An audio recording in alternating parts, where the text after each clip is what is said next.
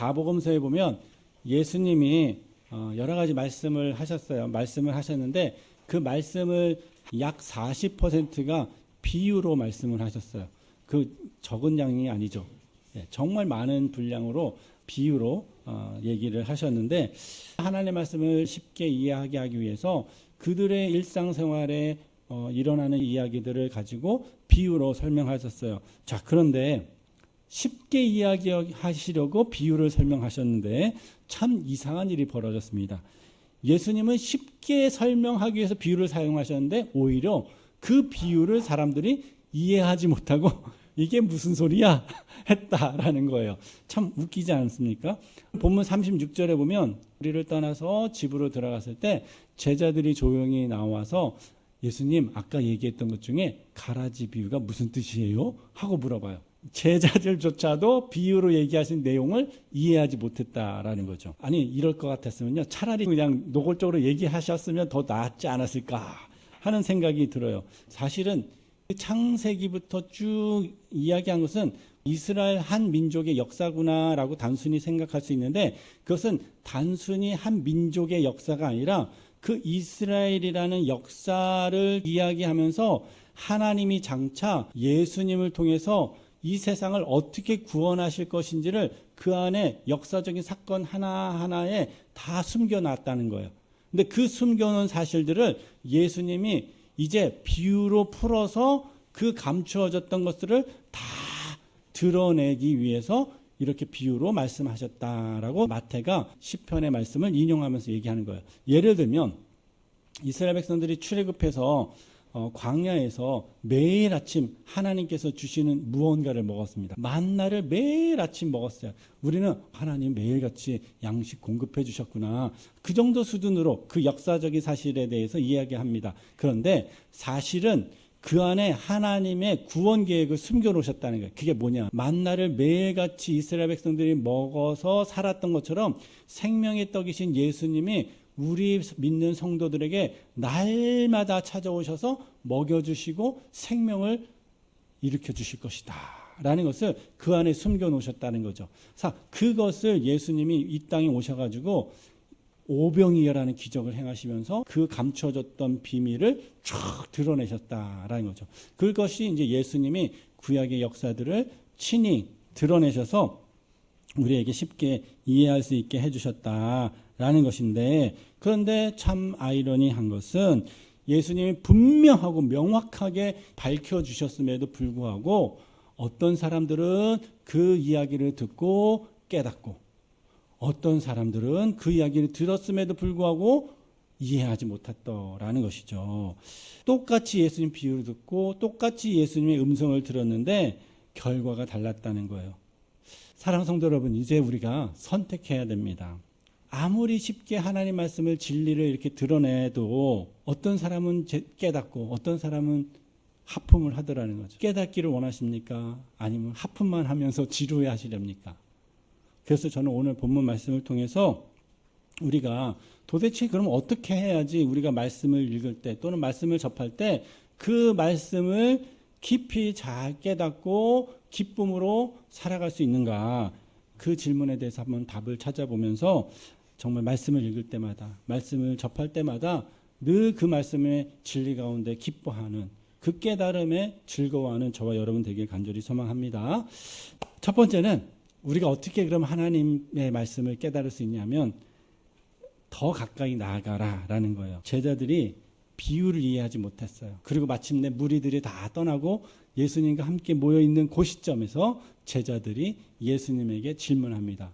주님, 비유를 설명해 주세요 라고 얘기합니다. 예수님도 피곤하실 텐데 괜히 귀찮게 해드리면 안 되지. 나도 피곤한데 그냥 자지 할 수 있잖아요. 그런데 제자들은 어떻게 했다는 거예요? 그 이해되지 않는 부분들을 그냥 거기서 멈추지 않고 더 주님께 가까이 나아가서 주님, 이게 무슨 뜻이죠? 하고 질문했다는 거예요. 여러분, 우리가 신앙생활을 할 때 가장 위험한 순간이 언제냐면 질문을 멈추는 순간이에요. 기도를 포기하는 순간이에요. 말씀 앞에서 마음 문을 닫아버리는 순간이에요. 사실 우리가 살다 보면 이해되지 않는 부분들이 너무 많아요. 수많은 의문들을 우리는 갖게 돼요. 근데 그럴 때 두 종류의 사람이 나타납니다. 어떤 사람은 하나님 떠나는 사람이 있어요. 또 어떤 사람은 하나님 도저히 이해가 안 돼요. 해결해 주세요 하고 더 하나님께 가까이 나아가는 사람이 있어요. 여러분 오늘 본문 말씀은 우리에게 더 가까이 나아가라 라고 요청하십니다. 떠나지 말고 하나님께 더 나아가서 궁금한 거 해결해 라고 말씀하시는 거예요. 하나님께 더 나아갔다라는 거예요. 이것이 바로 믿음입니다. 하나님이 저 멀리 계시는 것 같은 그런 날도 있을 거예요. 그런데 가장 그때 중요한 것은 거기서 멈추거나 떠날 것이 아니라 오히려 그럴수록 주님을 더 찾고 가까이 나아가야 한다는 거예요. 주님 잘 모르겠어요. 알게 해주세요. 내 마음을 열어주세요. 깨닫게 해주세요. 내 마음에 좀 답답한 것들을 시원케 해주세요. 주님께 더 가까이 나아가야 돼요. 그래서 우리의 신앙생활이 무뎌지거나 답답할수록 더 가까이 나아가서 주님이 조명해 주시는 그 밝은 빛으로 우리의 궁금증, 우리의 이해되지 않은 부분들을 깨달아 마침내 하나님 말씀을 온전히 기쁨으로 누리는 저와 여러분 되기를 간절히 소망합니다. 네, 두 번째는 우리가 하나님 말씀을 깨달으려면 단순한 정보가 아니라 하나님의 음성으로 받아들여야 된다라는 거예요. 제가 그 유학 시절에 이제 가이드를 했어요. 가이드를 하는데요. 저는 뭐 늘상 보는 뭐 풍경이니까 뭐 이게 단유부 강입니다. 그러면서 이제 걸어다니면서 이야기를 뭐 그러면 똑같은 풍경을 보는데 남자분들은요, 이러고 갑니다. 근데 여자분들은 달라요. 어머, 이 꽃 봐. 우리 한국에 이게 이런 나무인데 이거 비슷하게 생겼어. 이게 무슨 꽃이야? 물어봐요. 저 몰라요. 같은 음악을 들어도 어떤 사람은 눈물을 흘리고요. 어떤 사람은 야 그거 좀 꺼버려. 소음으로 생각해요. 왜 이런 차이가 납니까? 마음이 달라서. 하나님 말씀도 마찬가지예요. 어떤 사람은 말씀 한 구절 때문에 인생을 바꾸는 사람이 있고요. 어떤 사람은요. 평생 설교를 들어도 계속 조는 분들이 있어요. 변화가 없는 거죠. 왜 그래요? 여러 이유가 있겠지만 그 중에 하나가 말씀을 하나님의 음성으로 듣지 않고 하나의 지식, 정보로 듣기 때문이에요. 여러분들이 성경을 읽고 성경을 공부하면서 재미있는 부분들이 있죠. 이건 몰랐는데 이렇게 알았네 하고 지식을 축적해 갑니다. 근데 어느 순간 지식을 축적해 가면서 교만해져. 내가 이만큼 하는데 너 이거 알아? 너 이거 몰라? 아이고, 야 신앙생활 얼마나 했는데 그걸 몰라. 지식을 자랑하는 거죠. 그러나 하나님 말씀은요, 우리의 지식이 아니라 우리의 생명을 살리는 하나님의 음성이라는 걸 기억하셨으면 좋겠어요.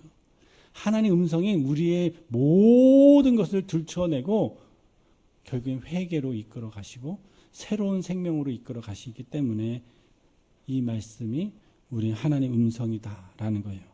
그러므로 여러분 말씀을 읽을 때 또 성경 설교를 들을 때마다 오늘 하나님이 나에게 무슨 말씀을 하시는가? 그 하나의 음성에 귀를 기울이면서 집중해 보십시오. 오늘 내게 무슨 죄가 있다고 하시는가? 나에게 무엇을 개선하기를 바라시는가? 나에게 또 어떤 격려를 하시는가? 하나님 어떻게 나의 삶을 인도해 가시는가?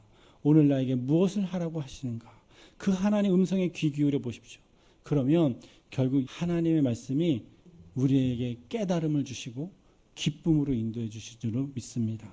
마지막으로 우리가 하나님의 말씀을 깨달으려면 겸손하게 말씀 앞에 서라라는 거예요. 이 가라지 비유는 마지막 심판을 이야기하는 거다라고 이야기하셔요. 그러면서 이 마지막 때가 될 때까지 이 세상이라는 밭에 알곡과 가라지가 같이 자랄 것이다 라고 말씀하세요. 여러분 가라지하고 이 밀하고 어떻게 차이가 나는지 한번 그 유튜브에서 찾아봤어요. 근데 진짜 마지막 순간에 열매 맺기 전까지요 똑같아요. 마지막 순간에 열매 맺을 순간에 달라져요. 밀도 그래요. 밀도 열매 맺는 순간에 열매의 그가 가득 찹니다. 그래서 수그러져요. 근데 가라지는 속안이 펴. 그래서 꼿꼿이 서 있어요. 하나님 말씀은 들으면 들을수록 밀이나 쌀처럼 고개가 숙여지는 거죠. 근데 가라지는 하나님 음성으로 듣지 않으니까 또 상황에 따라서 그냥 하나님께 더 나아가지 않고 도망가 버리니까 그냥 열매 맺지 못하고 서버리는 거죠. 교만이 가득하게 되는 거예요.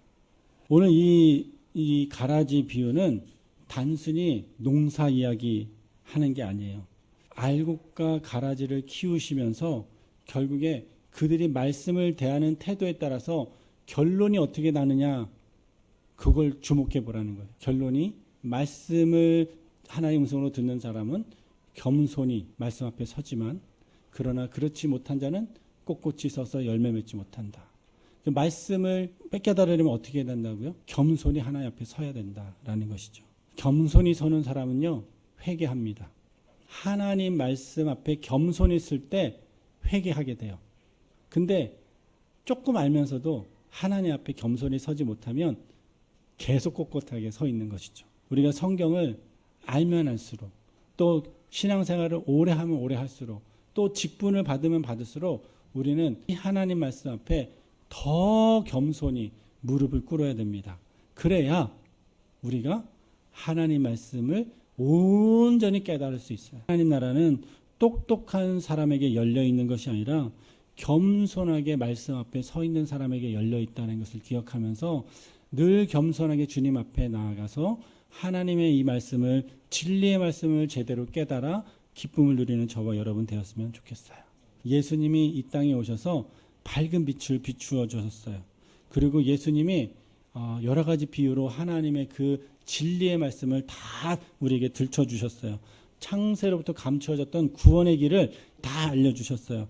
그런데 어떤 사람은 그 빛을 보고 와 하고 하지만 또 어떤 사람들은 눈을 감아버리더라는 거죠. 사랑하는 성도 여러분, 우리가 그 빛을 보고 나아가야 됩니다. 그러면 생명을 얻을 수 있어요. 그러나 외면하고 눈을 감아버리면 계속해서 우리는 어두운 가운데 거할 수밖에 없는 것입니다. 오늘 들을 귀 있는 자는 들을지어다 라고 말씀했는데요. 들을 귀 있는 자가 되었으면 참 좋겠어요. 하나님 말씀 앞에 겸손히 나아가고 하나님의 음성에 집중하고 또 하나님의 그 비유의 말씀을 사모하면서 가까이 나아가기 힘쓰는 저와 여러분 되었으면 좋겠어요. 그래서 늘 주님의 말씀 가운데 기쁨을 누리는 저와 여러분 되길 간절히 소망합니다.